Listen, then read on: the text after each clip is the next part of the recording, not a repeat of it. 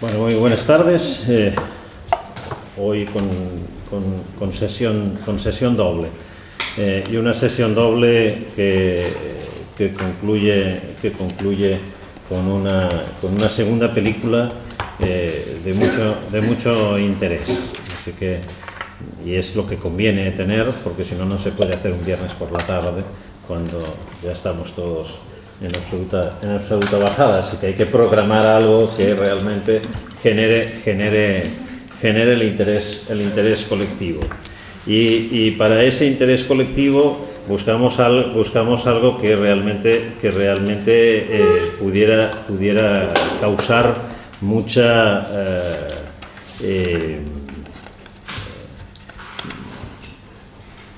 incluso curiosidad, ¿no? Y encontramos a alguien que ha escrito un capítulo del libro que se titula Vivir para ser castigado. Y esto no me dirán que no les llena de curiosidad y que no les introduce el gusanillo de escuchar la ponencia.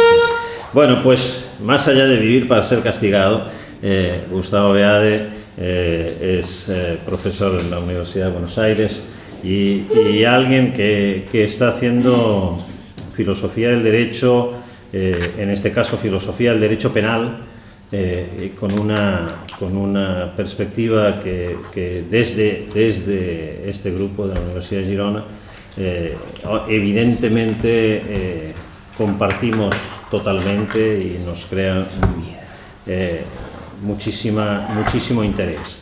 Esto es ese modo de ver los problemas de las distintas ramas del derecho y en este caso del derecho penal con una perspectiva filosófica. Es decir, ver los mismos problemas que ve un penalista, ver los mismos problemas que ve un civilista, ver los mismos problemas que ve un procesalista, etcétera, etcétera, pero verlos desde otro ángulo. Lo que quiere decir tomarse la tarea de dialogar con la literatura de la disciplina, de leer la literatura de la disciplina, de estudiar y conocer bien la literatura de la disciplina, y para poder dialogar con ellos, ofreciendo otras perspectivas. Esto, Gustavo, con el derecho penal y con el problema del castigo, lo ha hecho de un modo fantástico, y a pesar de que es la primera vez que nos va a hacer un seminario en Girona, cosa que es un gusto. Tengo en lo particular una experiencia previa, y esa experiencia previa es relativa a este libro. Hoy nos tocan autores con libros, así que este libro, Suerte moral, castigo y comunidad, un análisis de la relevancia moral de la suerte en el resultado. Este libro que fue publicado en la colección de Filosofía y Derecho de Marcial Pons, y que tiene toda una historia detrás, una historia de discusión entre los penalistas y los filósofos del derecho acerca de quién publicaba este libro, peleándonos por publicarlo. Y peleándonos, a veces peleando por hacerlo y a veces por no hacerlo. Depende de la perspectiva más abierta o más cerrada que tenga cada uno de su disciplina y de su modo de hacer. Creo que es un gran libro, y su autor es Gustavo, y hoy pues lo tenemos acá con nosotros para nuestra suerte. Muchas gracias por estar acá y este tiempo. Muchas gracias. Bueno, muchas gracias, Jordi, por la presentación. Me gustaría agradecerle a Jordi y a Diego Payani por la posibilidad de venir. Me parece que es un buen lugar, nos están haciendo grandes cosas, entonces para mí venir acá es muy importante. También agradecerle a Víctor y a Jesús por la ayuda en el viaje y esas cuestiones logísticas. Y después, un poco esto que dice Jordi vinculado con la tesis, un comentario particular antes de empezar.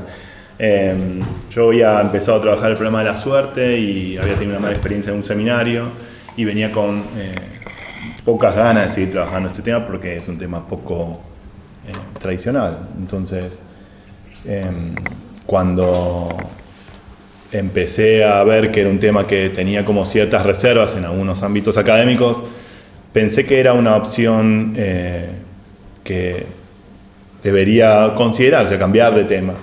Y vine al congreso, estaba estudiando en Alemania y vine al congreso que organizaron en el 2010 sobre neutralidad. Y bueno, ya entusiasmado un poco por Diego, al que había conocido antes, y con Jordi aquí, me encontré con gente que me entusiasmó en el tema. Jordi me sentó a una mesa con Moreso, con Carlos Bernal Pulido y Verónica Rodríguez Blanco, y ellos me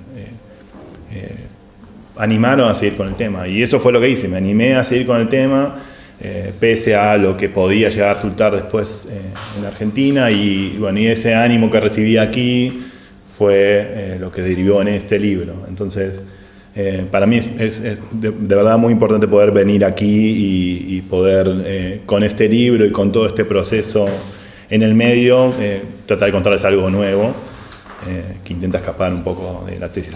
Hay que escapar rápido de la tesis y pasar a otro tema, porque si no, bueno, uno queda dando vueltas ahí. Entonces, voy ahora con lo que quiero presentar hoy, que tiene que ver con el problema del estatus moral para inculpar, ¿no? ¿Quién puede culpar a quién? Es la pregunta que intento responder. Les cuento un poco el contexto del trabajo para ponernos en tema. Cuando estaba todavía trabajando en la tesis, había empezado a trabajar con algunas compañeros y compañeras en Buenos Aires sobre algo más o menos que en Buenos Aires se trabajó durante un tiempo bastante, que es el problema de la protesta social. Yo había identificado un problema que era el caso de usurpación de terrenos públicos, ¿no? Había algunos casos de usurpación de terrenos públicos, había escrito un par de trabajos sobre esto, vinculado con la sobrecriminalización, el problema de la sobrecriminalización que se está discutiendo también en la filosofía del castigo. Y yo había pensado que había algo importante en el uso injustificado del derecho penal. Había algo que, no necesariamente con la creación de más leyes, sino con la interpretación de ciertas leyes de una manera demasiado restrictiva y demasiado enfocada a grupos particulares de personas. Esto fue un proyecto de investigación que hicimos en la Universidad de Buenos Aires y que, bueno, salió un libro y algunos trabajos que escribí sobre eso, pero había mencionado algunas cosas que después empecé a pensar como con más detalle, ¿no? Una es pensar la legitimidad del uso del derecho penal. O sea, todos los que tenemos una formación más o menos tradicional en derecho penal, sabemos que la formación que recibimos en dogmática penal pocas veces se identifica o se hace la pregunta de si es legítimo el uso del derecho penal. Leemos manuales donde empieza ya relatando la justificación del derecho penal y empezamos con el análisis de la teoría del delito. A mí me parecía que había algo importante para ver ahí, y sobre todo me di cuenta editando un libro de artículos de Anthony Duff que salió en Argentina y en el que trabajé con Roberto Bargarella, donde había algo bastante mucho que había que decir. Y además porque había una ausencia de trabajos, sobre todo en castellano no hay trabajos sobre que introduzcan esa pregunta, pero en inglés tampoco hay tantos, hay bastantes pocos trabajos. Después fui conociendo algunos trabajos, muchos de los que cito en el texto, ¿no? El trabajo de Gerald Cohen, el trabajo de Víctor Tadros, el trabajo de Anthony Duff, que hablan sobre la idea del moral standing, ¿no? El problema del estatus moral. Pero yo lo había mencionado solo como un argumento marginal en mis trabajos, entonces me pareció que era una buena idea dedicarme en detalle a ese problema. Esto no es algo que, de nuevo, sea demasiado novedoso, pero sí que hay escasos trabajos, ¿no? Hay algunos enfoques como, por ejemplo, el de Richard Delgado, que habla sobre el rotten social background, y esto es las condiciones que tienen las personas que viven en condiciones de pobreza extrema para poder después ser responsabilizadas y qué alternativas les damos para actuar y demás. Y algunos trabajos en la filosofía moral, algunos trabajos conocidos de Gary Watson, que presenta casos en donde hay personas que sufren durante su niñez problemas graves, y la pregunta que se hace es cómo podemos responsabilizarlos moralmente cuando nosotros nos damos cuenta que esa persona que acaba de causar una víctima en algún delito fue víctima previamente por circunstancias que tienen que ver con su niñez. Bueno, estos trabajos han sido discutidos por otros filósofos morales como Thomas Calhoun y Susan Wolf, entre otros, pero me parecía que era algo que tenía que dedicarle un poco más de tiempo. Entonces escribí este trabajo que es el que quiero presentar hoy, que ya salió publicado en español, también demasiado rápido, con comentarios de Rocío Lorca, y que tiene una versión en inglés que también espero publicar pronto, pero que es la primera parte de algo que quiero escribir con más detalle. Cuando escribí este primer borrador, se lo mandé a Gargarella porque él me había dicho que quería ver cuál era la literatura que se estaba citando. Lo leyó todo y me dijo, es muy interesante esto, pero tenés que hacer un libro. Entonces me generó una obligación moral de hacer un libro de algo, porque realmente creo que es importante y bueno, y en eso es todo. Entonces la idea del trabajo que les mandé es pensar como un esqueleto de algo que puede ser más amplio. Entonces cualquier comentario, cualquier sugerencia o cualquier problema que yo no esté viendo me viene bien para poder seguir trabajándolo. Empiezo con el caso, que es el caso con el que comienza el trabajo.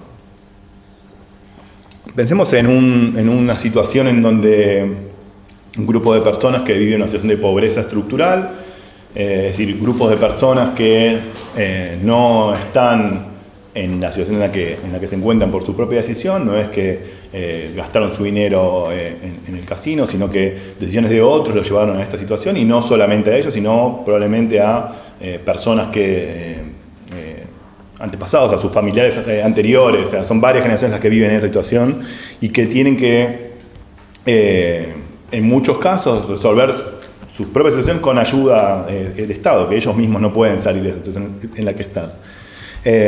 Supongamos que hay una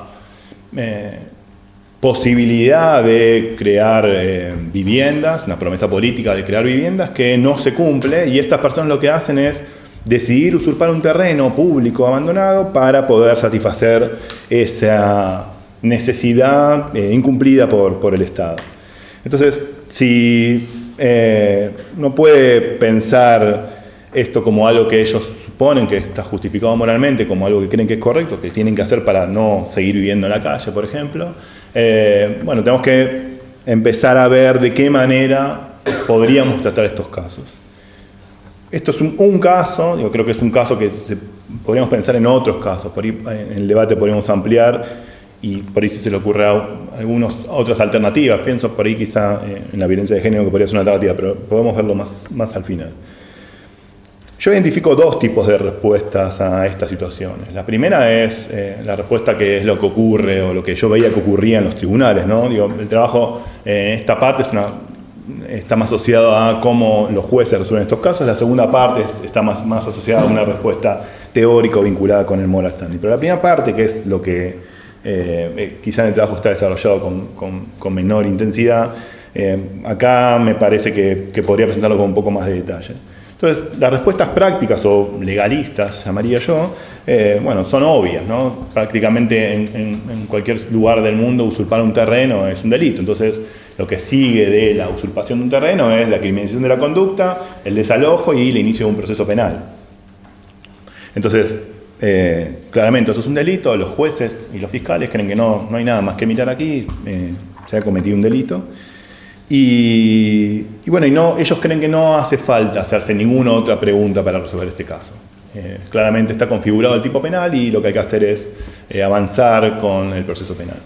Uno podría hacerse como ciertas preguntas, ¿no? Quizá uno podría preguntarle a los jueces o fiscales por qué no hay que preguntarse por los motivos que tuvieron estas personas para actuar, qué razones tuvieron para usurpar un terreno, por ejemplo.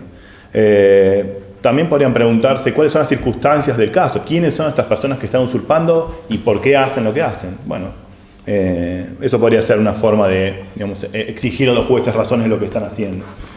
Probablemente los jueces tendrían respuestas para esto, y una respuesta obvia es que ellos no hacen esto en ningún otro caso. En ningún otro caso ellos tienen que fijarse ni en el contexto en el que están las personas que actúan, ni las razones que tuvieron para actuar. O sea, el juez podría decir, bueno, pero yo tengo un homicidio, y en el homicidio yo no me estoy fijando si esa persona actuó por tal o cual razón. Es una persona que cometió un delito, mató a otra persona y no necesito más que eso. ¿Por qué yo debería hacer esto en estas circunstancias?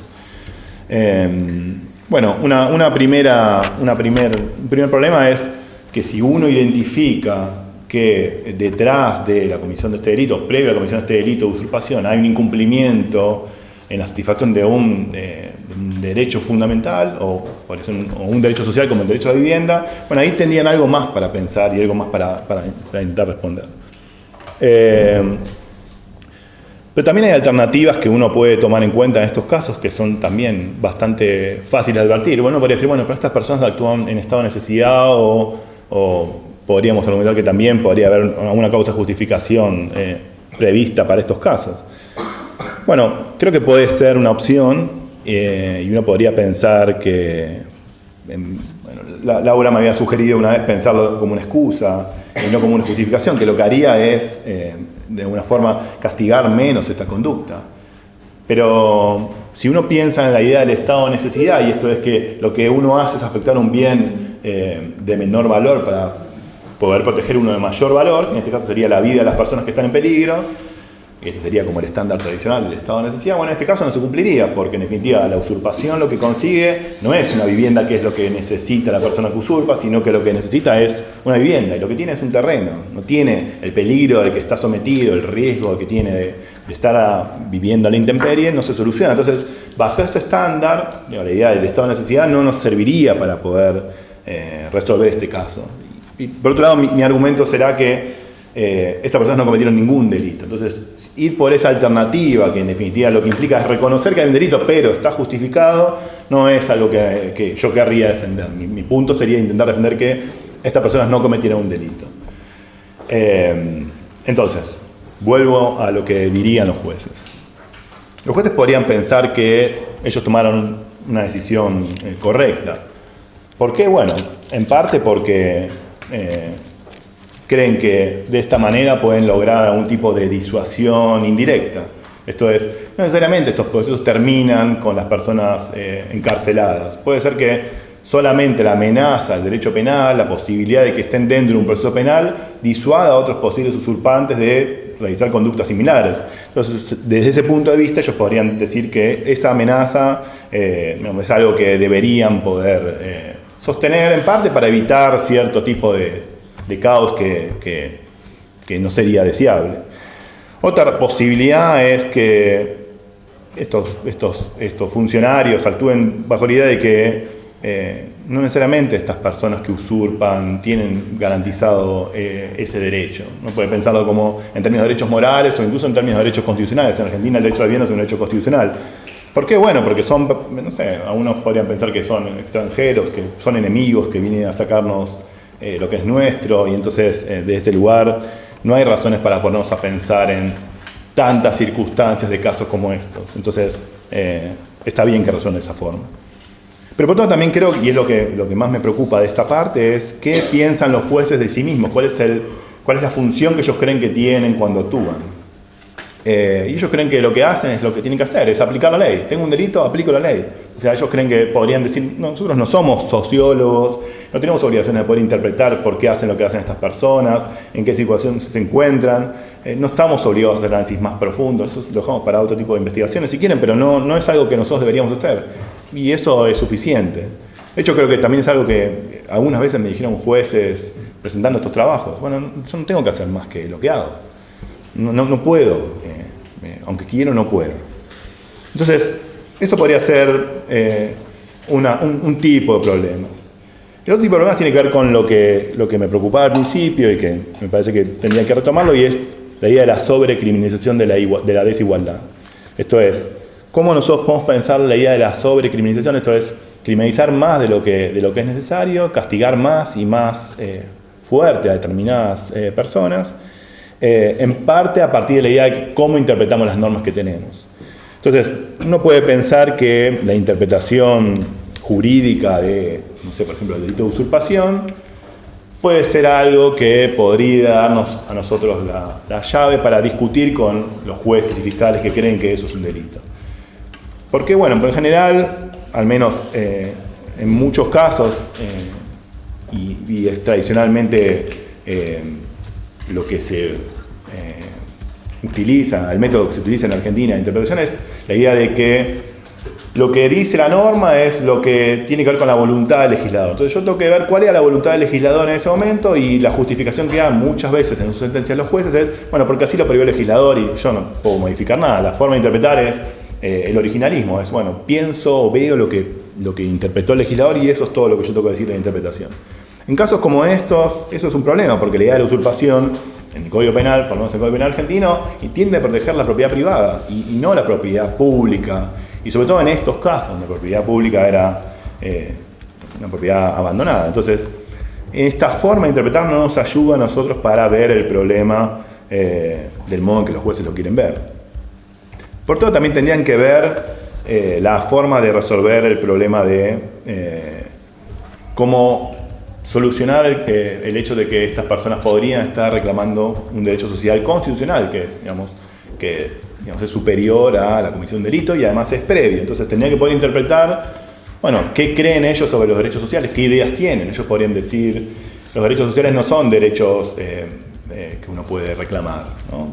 El acceso a los derechos sociales solo se va a dar en situaciones de extrema bonanza económica y, bueno, en este caso no la hay, entonces los recursos son escasos, entonces no tienen ese derecho.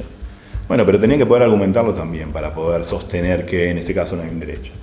Y después otro problema adicional que me interesa pensar un poco más es que no hay un daño concreto. Si el caso, como lo intento presentar, es de un terreno abandonado donde no hay una persona o no hay un grupo de personas afectadas, concretamente, bueno, para decir, bueno, ¿cuál es el daño? ¿Quiénes están afectados estas personas? Lo que intentan es solucionar la situación en la que están. Si hablamos de desigualdad estructural, hablamos de grupos de personas, de familias que usurpan, no de una persona individual que quiere usurpar una casa. Entonces, ahí también habría otro problema para pensar. Creo que hay algo que los jueces en estos casos intentan negar que tiene que ver con su rol político. Creo que hay situaciones que ellos deberían empezar a pensar y que deberían empezar a resolver, bueno, de una forma que logre tomar en serio los reclamos de estas personas. Bueno, por un lado tienen que pensar o deberían poder pensar en cómo intervenir en estos casos no implica avanzar en otros poderes. Bueno, en definitiva ellos son parte del Estado, o sea, si hay alguien que esté incumpliendo, ellos son parte de eso. Entonces, no sé, en la discusión sobre los derechos sociales, un montón de trabajos en donde se reconoce la actividad de los jueces que de alguna manera son la última esperanza de personas que no tienen ni asistencia del Poder Ejecutivo ni intervención del Poder Legislativo y que el juez es el que puede garantizarles ciertos accesos a derechos que de otra forma no pueden obtener. Entonces, el rol de los jueces y fiscales en estos casos es muy importante, es la última esperanza que tienen estas personas. Si lo que deciden ellos es empeorar su situación, bueno, no hay ninguna otra esperanza. Entonces, creo que es importante que ellos empiecen a pensar en eso y que también empiecen a pensar en alternativas procesales, porque en definitiva también uno puede argumentar o discutir con los jueces que tienen buenas intenciones y quieren resolver estos casos, pero el problema es que ellos van a decir, bueno, pero no hay ninguna alternativa en los códigos procesales que conocemos para poder resolver estos problemas. Yo no tengo una alternativa para poder decir, hago una mediación si no está previsto, o llamo a las partes para poder discutir y para poder mediar, que por ejemplo son los argumentos que utiliza bastante Roberto Argarela en estos casos.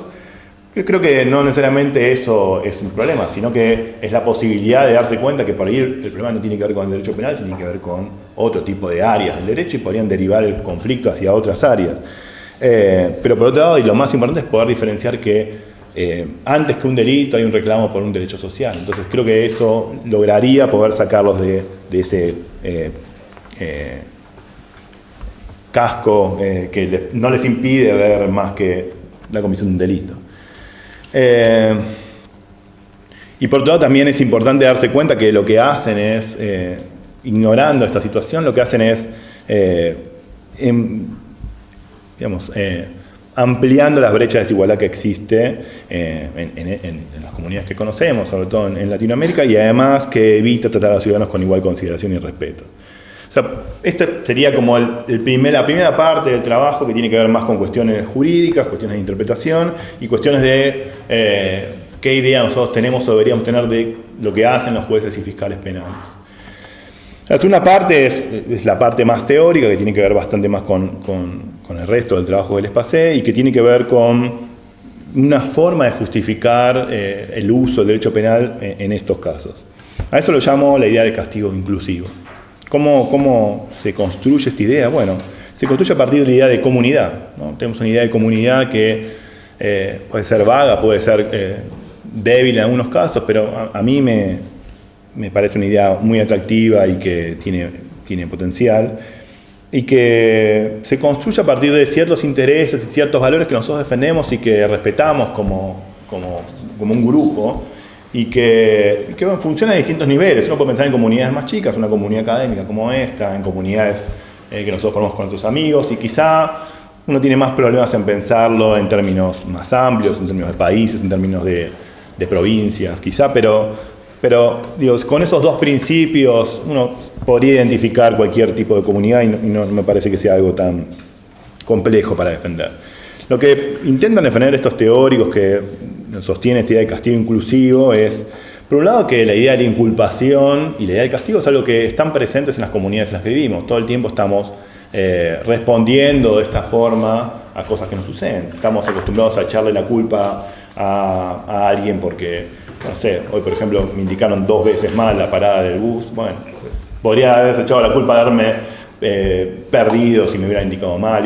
Todo el tiempo creo que hacemos este tipo de estas circunstancias, de estas formas de tratarnos, y creo que las comunidades funcionan de este modo.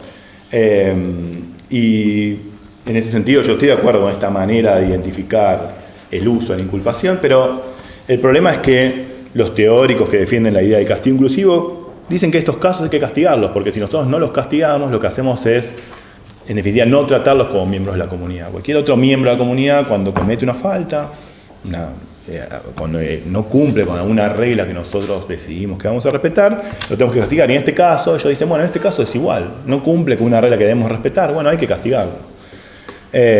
Si no, lo estaríamos tratando como extraños o como personas que no son parte de la comunidad. Y creo que esto es lo que me parece problemático. Pero volviendo a la idea de la inculpación, creo que la inculpación es algo que constituye la forma en que nosotros nos tratamos. Creo que identifica la manera en que las comunidades que conocemos se relacionan. Y a mí me interesa bastante pensarlo en términos de lo que trabajó Peter Strawson, ¿no? El filósofo Peter Strawson escribió sobre, hace muchos años, el trabajo Freedom and Resentment, que desarrolló la idea de las emociones reactivas. Esto es, las emociones que nosotros tenemos que manejar cuando nos pasan cosas, cuando alguien nos afecta, cuando alguien nos trata de una forma que no corresponde, y cómo reaccionamos con ira, con resentimiento y con indignación, y cómo eso se traslada a la inculpación luego. Entonces, creo que la inculpación tiene como una base muy importante para después poner digamos, esas ideas en funcionamiento para vincularlas con la fundamentación del castigo. Primero uno tiene que tener más o menos una idea clara de qué es la inculpación o para qué sirve o qué funciones cumple. Y yo identifico 2 funciones que me parecen importantes. La primera es que expresa desaprobación. Cuando uno le echa la culpa a alguien por algo que hizo, es que está desaprobando o está censurando la conducta que la otra persona llevó adelante. Esto lo que hace es estigmatizar a esta persona, identifica a la persona, la estigmatiza, censura su conducta, pero por otro lado, y otra de las características que también son importantes es que la inculpación también absuelve. Entonces, cuando uno tiene que inculpar a alguien, lo que tenemos que hacer es determinar a quién vamos a inculpar y a quién no vamos a inculpar. Entonces, eso tiene también, por un lado, algo de positivo. No vamos a inculpar a alguien que no tuvo que ver con que yo me haya perdido en el bus, y me voy a concentrar en el que sí tuvo la culpa. Lo que hacemos también cuando inculpamos es suspender esas actitudes de buena voluntad y de respeto y consideración con la persona que nos hizo un mal, o sea, con la persona que nos afectó. Esto es algo que se ha llamado la función expresiva de la inculpación. Pero también la inculpación reconoce, o podría reconocer, ciertas excepciones, ¿no? Uno podría reconocer ciertas excepciones para echarnos la culpa en determinadas circunstancias, ¿no? La religión es como el ejemplo en el que uno podría empezar a pensar cómo existen ciertas reservas, esta idea que me interesa defender, y esto es que las comunidades se basan en una idea de inculpación. No sé, por ejemplo, la religión católica tiene ejemplos muy claros que podemos recordar sobre el uso de la inculpación, ¿no? Por ejemplo, la idea de el que esté libre de pecado arroje la primera piedra. Bueno, eso es un límite porque en definitiva nadie está libre de pecado, entonces nadie puede arrojar la primera piedra. O cuando dice no hay que mirar la paja en el ojo ajeno sino en el propio, bueno, también uno está habilitado a ver lo que hacen mal los otros porque uno no puede ver, o está obligado primero a ver sus propias fallas. Pero si uno sale de esta cuestión religiosa, sí encuentra 2 circunstancias que socavan este estatus que uno tiene para inculpar.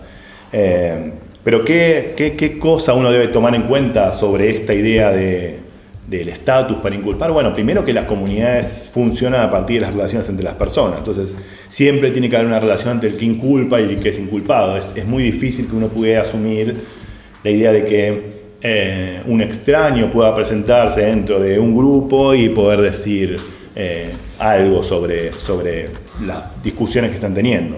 Entonces, pensemos en un caso, en un grupo de amigos o amigas que están discutiendo sobre la posibilidad de decirle o no decirle a a alguien que no está en la reunión que su pareja le está siendo infiel. Y decían, bueno, no decirle porque creen que no es conveniente, no es una buena idea. Y alguien de afuera, que no es parte del grupo, le dice, no, ustedes son malos amigos, deberían decirle que su amigo o su amiga está siendo infiel.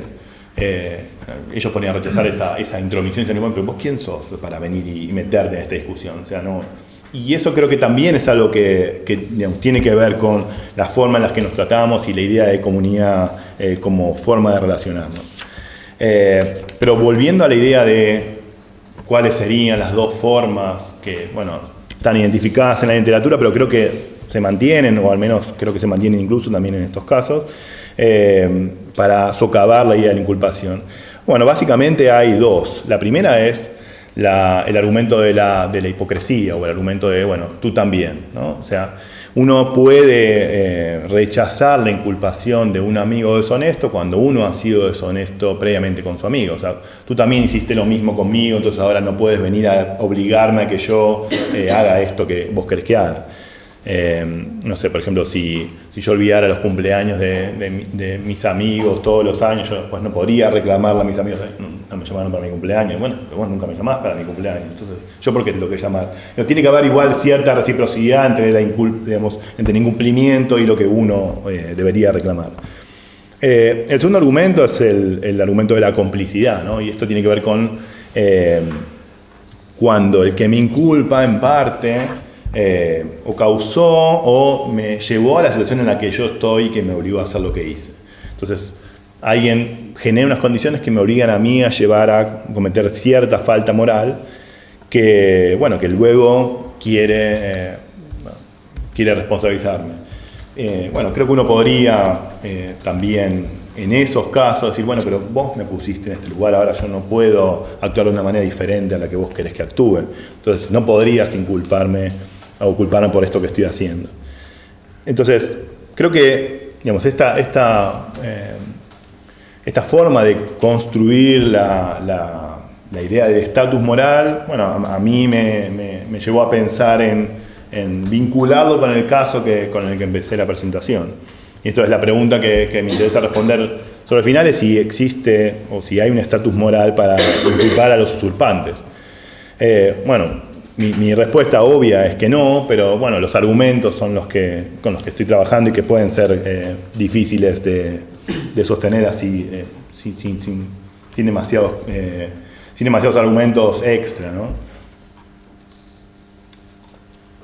Porque parece obvio que la idea de la complicidad, con el contexto que describí, bueno, podría resultar fácil de explicar. Si uno puede reconocer ciertos programas políticos que no se preocupan por la exclusión social, por la falta de desarrollo de políticas públicas que pudieran solucionar problemas como los de la vivienda, por decisiones que se fueron tomando, bueno, en contextos que todos conocemos, ¿no? Y que fueron perjudicando un montón de personas y que, bueno, nadie ha hecho demasiado para poder remediar esta situación. Bueno, parece ser algo que no necesitaría tanta explicación y que podría ser una alternativa plausible para explicar esta idea de que el Estado no puede inculpar a estas personas porque ha sido cómplice de la situación en la que están y no les dio ninguna otra opción más que la de usurpar un terreno. Uno también podría pensar, bueno, cuáles serían los límites en estas afirmaciones. Bueno, quizá uno podría pensar determinadas conductas y no justificar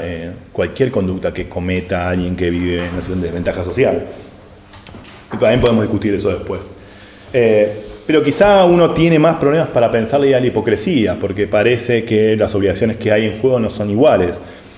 A mí me parece que la primera idea que a mí se me ocurrió para sostener la idea de la hipocresía es que el argumento que utilizan muchas veces los gobiernos para defender este tipo de procesos penales es que existen personas que están en una situación de igual desventaja social que no usurpan un terreno público o que deciden no hacer lo mismo que otros. Entonces, con el argumento de, bueno, pero tu vecino no está haciendo lo mismo que vos, entonces evidentemente vos podrías no hacer eso. Bueno, la pregunta es por qué la conducta de mi vecino, que pese a su desgracia sigue siendo un agente que cumple con el derecho, debería hacer lo que yo debería hacer. Y eso nunca está presente en el argumento. Siempre está en el ejemplo del buen ciudadano que pese a su desventaja sigue siendo un buen ciudadano y cumple con las reglas. todas las reglas. Eso me lleva al otro punto, que tiene que ver con que parece que hay ciertas obligaciones morales que todos debemos cumplir en cualquier situación. Entonces uno debe cumplir la ley en cualquier circunstancia, y todas las leyes deberían ser cumplidas independientemente del estado en el que yo esté en términos económicos. Entonces yo no, debería cumplir con todas las leyes porque en definitiva hay ciertas obligaciones que son superiores a mi propia situación particular. Pero después la otra cuestión que me parece que podría señalarse también es que el Estado también incumple con su obligación previa de brindar, no sé, o cubrir las necesidades mínimas de las personas que están en desventaja social. Y ese incumplimiento no está presente. Entonces, el Estado no podría reclamar a mí, pero vos estás incumpliendo con tu obligación de no usurpar un terreno que no te pertenece, y esas personas podrían responder, bueno, pero yo estoy haciendo esto porque vos incumpliste primero con tu obligación de darme eso que, en definitiva, que yo necesito, y en parte uno podría decir que también es mi derecho. Entonces esa idea del incumplimiento por un lado y el reclamo que ponían a hacer por otro lado hacia los usurpantes, creo que tiene cierta simetría y creo que podría funcionar para poder rechazar la idea de la inculpación en estos casos y asegurar la idea de que lo que se está reclamando en definitiva sigue siendo un derecho que no se evapora por el reclamo, pero también podría ser esa la otra opción. Si yo tengo un derecho a tener una vivienda digna y lo que hago reclamándolo es alejándolo de mí, parece ser que no sería algo que en definitiva yo tuviera derecho a hacer. Pero creo que eso podría ser una respuesta quizá tentativa y que me gustaría discutir. Me queda lo último antes de cerrar. Bueno, ¿cuáles serían? La pregunta que evidentemente va a surgir es, bueno, ¿cuáles son los límites para esto? Bueno, creo que los límites, en unos casos podríamos tenerlos más o menos claros. Cierta simetría en lo que el incumplimiento previo del Estado debería haber. No podría decir que, no sé, que una persona que vive en desventaja social tiene autorizado a cometer cualquier tipo de delito. Yo diría que no. Que claramente no, que uno tiene que pensar más o menos el caso a caso, y que, bueno, dentro de esos casos habría que pensar cuáles son esos casos que se presentan como situaciones que podrían surgir. Como decía al principio, quizá la violencia de género podría ser un caso para pensar, ¿no? Se me ocurre pensar en situaciones en las que mujeres que sufren violencia van y denuncian los abusos de sus parejas, y que el Estado no responde de ninguna manera. El policía que le dice, bueno, vaya a su casa y seguramente hizo algo mal. Y después, no sé, esa mujer reacciona matando a su marido. Bueno, ¿qué diríamos en esos casos? ¿Qué es lo que hizo el Estado en esos casos? ¿Y qué es lo que hace el Estado cuando aparece por primera vez solo para criminalizar una conducta y nunca antes, ¿no? Si en estos casos, por ejemplo, en la usurpación, el Estado nunca apareció para brindar esas herramientas que necesitan estas personas para salir de la situación en la que están, bueno, aparece solo para usar el derecho penal. Entonces, mi único punto, si quisiera resumir el trabajo en una palabra, es limitar el uso del derecho penal. Es todo lo que yo pediría en estos casos. Si yo consigo defender la idea de que no es necesario usar el derecho penal en estos casos, creo que, aunque sea una conclusión modesta, es todo lo que intentaría defender. Me parece que más allá de lo que uno pueda agregar o no, esta idea de que creo que no están cometiendo delitos, y yo asumo la idea de que lo que están reclamando es un derecho legítimo y que el Estado no puede inculparlos por eso. Creo que la alternativa que se me ocurre para pensar, digamos, en términos amplios todo el trabajo es, bueno, el Estado en estos casos no debe usar el derecho penal, y con eso creo que me doy por satisfecho. Así que bueno, dejo acá. Muchas gracias.